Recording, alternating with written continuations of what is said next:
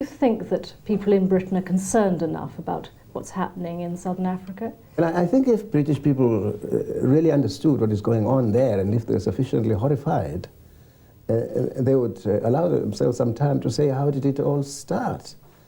And we in South Africa say it started with Britain. They had the opportunity to stop this thing happening. They missed that opportunity, they lost it. And they have landed the international community, not just the people of South Africa, not only the people of Southern Africa, but the whole international community with a very serious problem. Now, what is necessary is, of course, not to complain about what happened 75 years ago this year, but to do something about it now. And British people can do something about it now. But how can we do something? I mean, is our stake in South Africa still large enough for us to be an effective country? It's very large. Your stake in South Africa is very large. And if you made use of that, the results would be dramatic. Tell me what you mean. Well, from our position in South Africa, we see that the South African government, or the apartheid system, has drawn strength from its economic links with the outside world. It has thrived on investment that comes in from outside. If that were withdrawn, the regime would find it very difficult to operate. And Britain is a big investor, are you saying? Britain is a very big investor. And therefore we have said to Britain, as we have to the United States and other countries, that they should withdraw these investments, that they should sever economic links with South Africa, that they should participate in the imposition of sanctions on South Africa. Now, Britain's role would be very effective. But this is precisely what is missing. Where's your own personal resolve, steely resolve, come from though? What's your background? Where were you brought up? Well, I don't know whether my resolve has anything to do with my background, but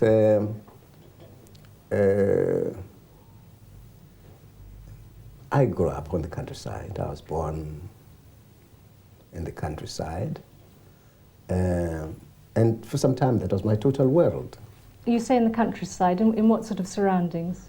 A rural area, a peasant life. We lived on what we grew on the ground, while there was land to till. Of course, it was shrinking all the time because the population was growing and the land was not expanding. So you herded cattle, perhaps, as a small boy? Yes, I herded cattle. And then I went to school, to a mission school, and then on to another mission school. And my world began to expand. When did you first come political, though? I came to Johannesburg at the age of, well, about 16 or something like that, I should say. And that was a totally new world for me. And there I began to run into the harshness of life for the African. I had been cut off from this as a peasant boy. But I actually came into politics around the early 40s, I should say. I meant it more generally, actually. When did you first begin to feel this resentment against apartheid? I mean, when did you feel the harshness of the system personally? Well, we felt resentment even before the apartheid system came. We could feel the effects of segregation against us. But it was sharpened. Of course, once we got into politics and we were getting involved, we're seeing more and more of this and understanding more clearly the role of the black man in the South African situation. But you've talked a lot about the violence of the system. I mean, did you suffer personally? I did. I was assaulted several times by the police. I've been arrested, of course. I've been locked up. I was even locked up the day before I was due to get married. Why? Just picked up because I had no passes, no documents to prove that I was entitled to be where I was. But this was much later, much later. Few black people, and I mean black people, colored people, people of Indian origin, Africans, few can escape the feeling that they are not humans in terms of those who govern them. The laws that are applied to them are laws that are meant for subhumans. You can't escape this. And this was the case even before you see, the coming of the apartheid regime in 1948 was a very sharp difference. But even before that, there was segregation. But there was a period, wasn't there, sort of in the 50s, that you wanted to be a priest. How difficult was it for you personally to make that change from non-violent protest, which was espoused, for instance, by Chief Luthuli very much, who was the president of ANC before you, and dedicate yourself to overthrowing, by whatever means, the apartheid system?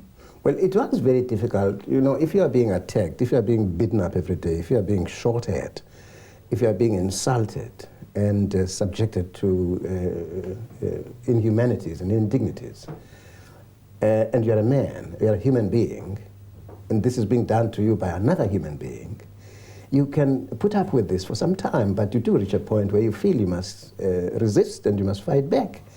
Now, it was very difficult for us not to fight back when once you had this violent onslaught on a whole people. It was very difficult not to fight back, but we decided not to. We decided that we would remain non-violent, and as the years went by, it became increasingly difficult to be non-violent. But the violence was growing, which was increasing in relation to our determined resistance. So you had an escalation there of determined non-violent struggle with increasing armed force, with shootings and beatings up and armed police and so on, until this whole thing developed to a kind of climax when there was the Sharpeville massacre. Beyond that, it was still more difficult not to be violent, but we still went on. Sharpeville, just let me recap, was when people were demonstrating in 1960 against the pass laws. They were demonstrating against the pass laws, and they were shot at and massacred. And so you're saying for you that there was no moral dilemma ever, even though you were a follower of Chief Luthuli, who said no violence, no dilemma for you in taking the ANC into a more active phase of its development? No, it wasn't a moral dilemma. It's if you are in struggle, if you are part of a people, part of a struggle, and you take a decision, a cruel decision, a hard decision, then you go by that decision because there's nothing else to do. The point to make is that when you have no alternative, when you are being crushed and there's no way of saving yourself, of stopping the attack, then you decide to be violent, and you can be very violent in order to get out of this problem, in order to get rid of the assailant, to get rid of the criminal.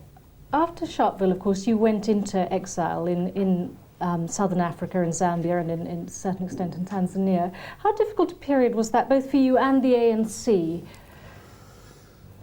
Well, it was difficult because, for one thing, one had not lived in exile before, and you were working away from your people, from normal surroundings, even from members of the organization. You were most of the time alone. And of course, your wife moving was from country to country. Well, my wife was remained at home for some time. Subsequently, she also came out. And it was very difficult, but you are sustained by your conviction that what you are doing will yield results, that it cannot fail, however difficult it is. And I often left my wife lying in bed ill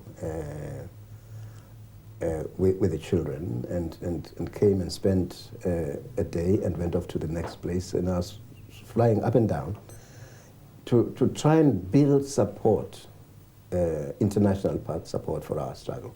And at the beginning, it was difficult. But as we went along, the apartheid issue was getting picked up by people and making it their own issue. The African states were becoming independent, and they were all taking up the question of apartheid as their issue. This helped a great deal. In due course, we felt we had a growing international support, and that made things easier. But not easier in terms of progress in the struggle in South Africa. The apartheid system was very much there. We needed to build up a great deal more support.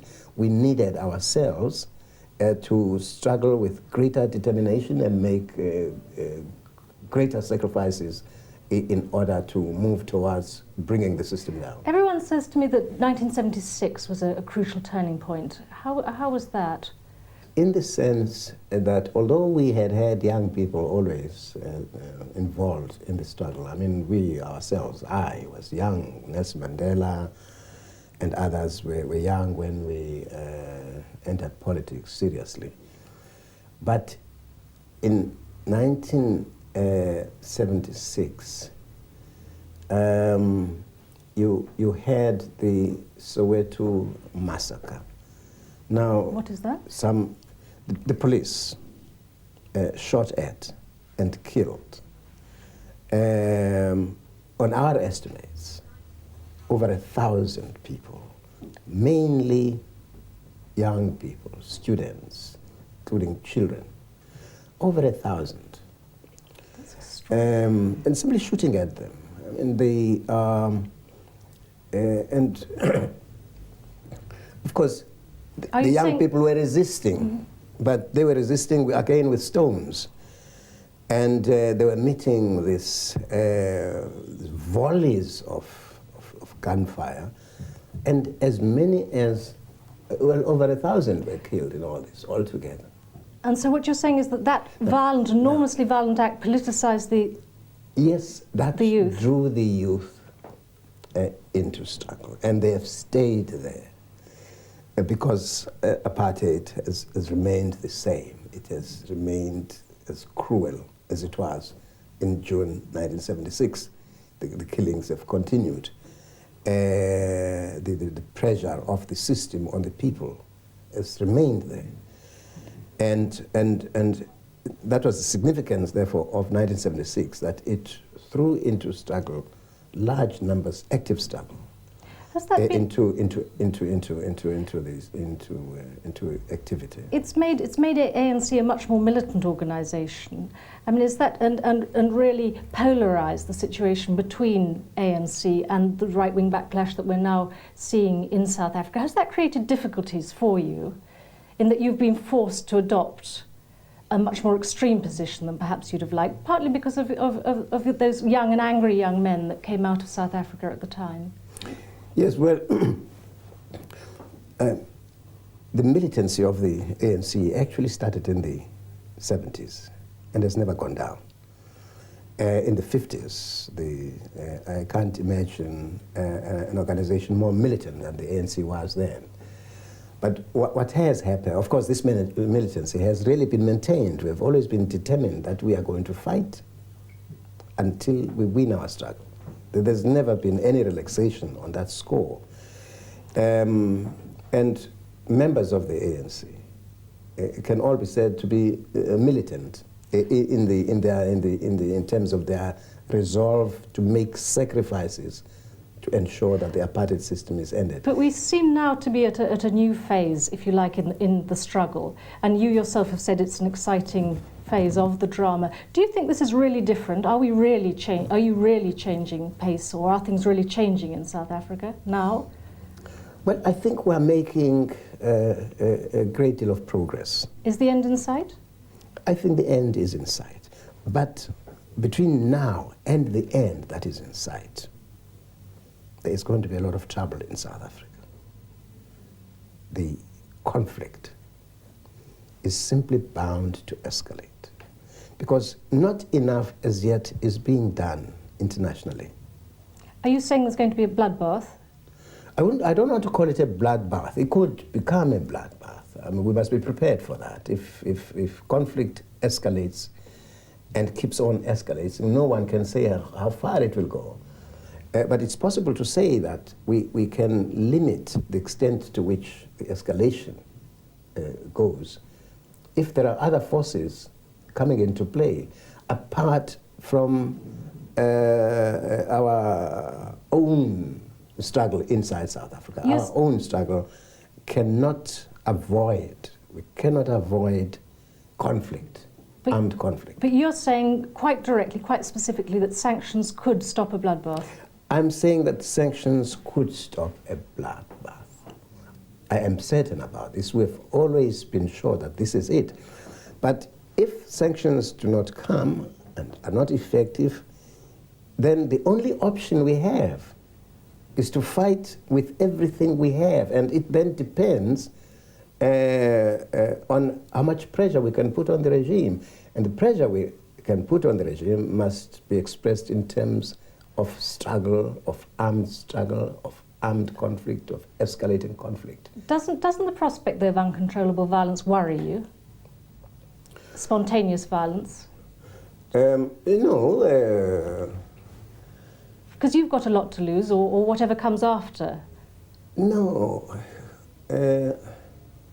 If the system is as violent as it is, it must be expected that it will breed violence, and one cannot always control the nature of that violence. Yes, but as a potential leader, you have to look not only to the present, surely, but also to the future. What society are you going to set up in South Africa? My first concern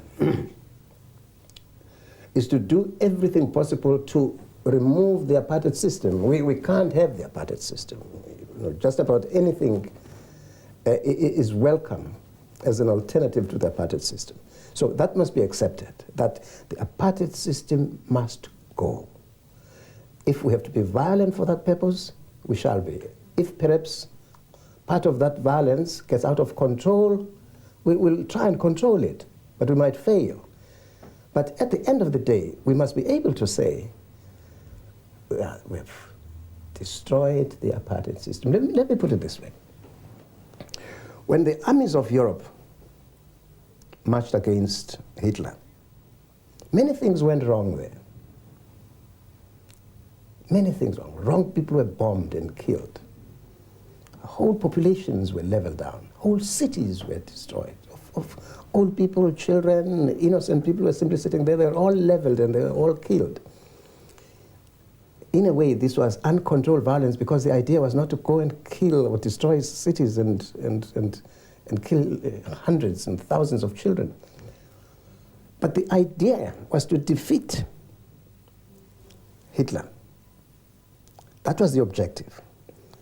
And nothing was going to stop the war until that had been achieved. The Americans exploded the Hiroshima bomb. That was a terrible thing. So what you're saying... But they were all, and we condemned them for it, but so it was part of the war which sought to destroy Nazism. So no compromise, one man, one vote must be established. But tell me, is there any room for negotiation on the time scale over which that must happen? Or are you asking for complete capitulation?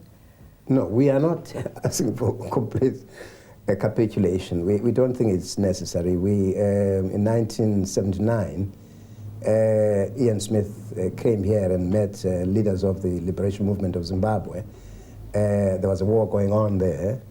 And they talked and talked and talked, and in the end they reached a conclusion, they reach agreement, and that kind of thing can happen in our case. It so often happens. There is hope of negotiation. There is hope for negotiation. The only thing is that for the moment, and we are talking a great deal about negotiation these days, but for the moment we can see, and think everybody can see, that Botha does not really want negotiation. He does not want to talk to the ANC. He does not even want other people to talk to the ANC. He doesn't want the business community to talk to the ANC, or the religious community, or even young people to talk with their counterparts in the ANC. He is insistent on repression. So the end isn't in sight? So the end isn't in sight. We have said, release Nelson Mandela.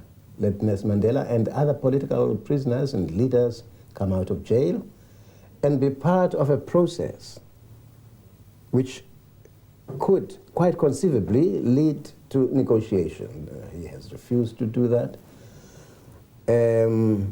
Lift the state of emergency. He's not lifting it, he's extending it. So as of now, all we can say is that perhaps at some point he will be convinced that it is in his own interests to talk, and talk about a new system in South Africa. We're almost out of time. I'd like to end, if I may, personally. Are you still a practicing Christian after all you've been saying? Well, a practicing Christian, I suppose, is a person who goes to church every Sunday. I don't. I find myself there now and again. But I have a very strong Christian background. My parents were devoted Christians. I went to mission schools. I went to the university and stayed in a hostel run by the Anglican Church. I came back to teach in a mission school.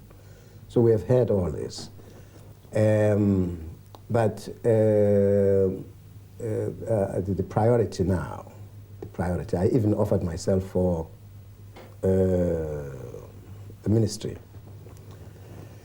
I was put out by the intensity of the struggle and the demands of the struggle. And that is the priority at the moment, is to get freedom for my people. Do you fear for your own life? No, not at all. The offices in which we're sitting have been bombed? Not at all? Does your wife worry about you? Well, I'm sure she does. She does. Every wife would. She does. The children do. Everybody else do. My colleagues worry about me in the ANC. But I myself expect, I really do expect, that I will be killed by the regime or its agents. And perhaps there's nothing one can do about that. One doesn't worry about these things. If you have a struggle to fight, it has all got its dangers and hazards. And it even involves getting assassinated. But that's no deterrent. You've got to go for the objective that we've set ourselves, and that is what I'm doing.